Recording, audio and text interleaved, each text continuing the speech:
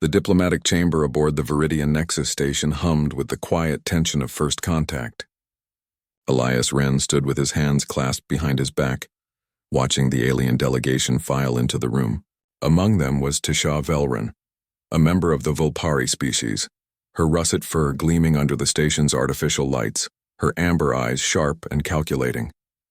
She moved with predatory grace, her tail swishing behind her like a living question mark. The Vulpari were new to the Galactic Council, and humanity was newer still. Both species were being evaluated, tested, measured against the standards of civilizations millennia older. Elias had been chosen as Earth's representative precisely because of his calm demeanor and xenobiological training. He knew how to read body language across species barriers. Shah approached the negotiation table, her ears twitching with what Elias recognized as curiosity mixed with aggression. The Vulpari were pack hunters on their homeworld, evolved from fox-like predators who'd learned to use tools before they'd learned to trust outsiders.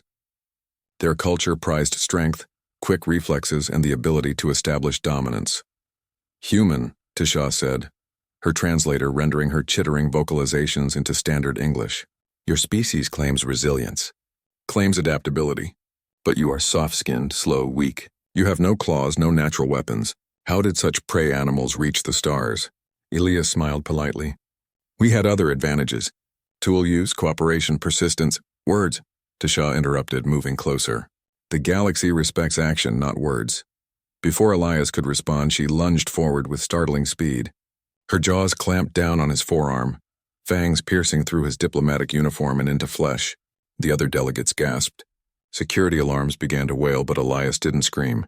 He didn't jerk away.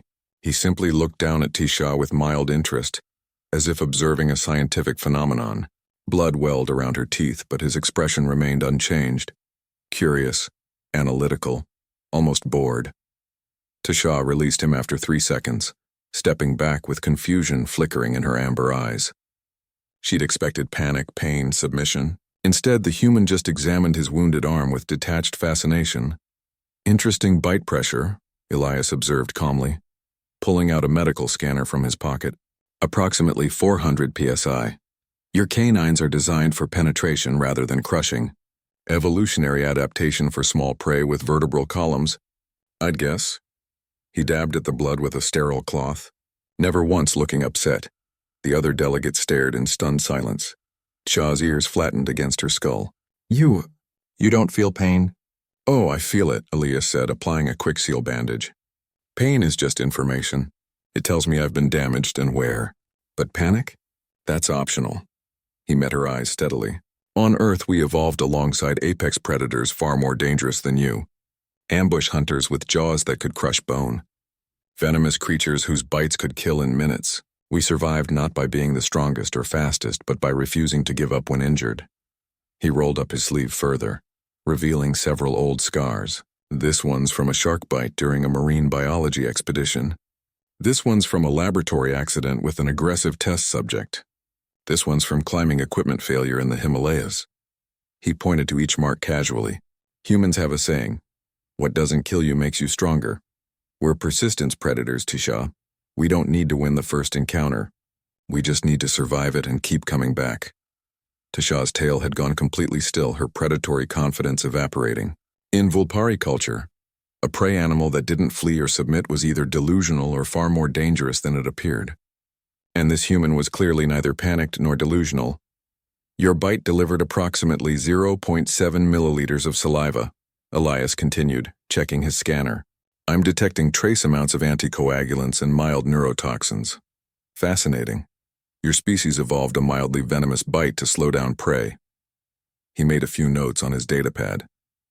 I'll need to update our xenobiological database. Do you mind if I take a blood sample from you later for comparison studies? You're analyzing me? Tisha's voice came out as a whisper. I attacked you and you're taking notes?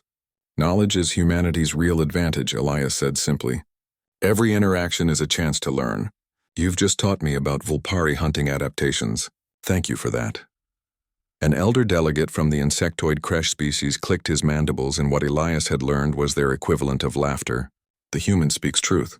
His species survived their death world not through fear, but through understanding. They studied their predators, learned from them, and eventually surpassed them. Tasha looked around the chamber, suddenly aware that the other species were watching her with what appeared to be amusement. She'd meant to demonstrate human weakness. Instead, she'd revealed it was she who'd misunderstood the situation entirely. "I apologize," she said finally, her ears drooping in submission, a gesture that didn't come naturally to Vulpari. "I acted dishonorably." "No harm done," Elias replied, and he meant it. The wound was already clotting, his enhanced immune system a result of generations of genetic diversity and adaptive evolution, working efficiently. Though I should mention, human saliva contains its own enzymes and antibodies. In a few hours, my body will have completely broken down any foreign compounds from your bite and sealed the wound. Our healing factor is quite robust." He extended his uninjured hand to her. "Shall we start over? I'd genuinely like to learn more about your species, and perhaps share what humanity has learned about turning weaknesses into strengths." Tasha stared at the offered hand for a long moment. Then slowly she reached out and clasped it, not with claws extended in threat, but with the careful grip of someone who'd just realized they'd underestimated their counterpart. "I would like that," she admitted. "Your species is unexpected." "We get that a lot," Elias said with a genuine smile. "Humans are full of surprises." "It's how we've always survived." As the diplomatic session resumed, Tasha found herself watching the human with new respect. She'd bitten him expecting fear and found fearlessness. She'd drawn blood expecting submission and found curiosity. And in that moment, she understood what the older species in the council had been trying to tell her. Humans weren't dangerous because they were strong. They were dangerous because nothing could make them quit.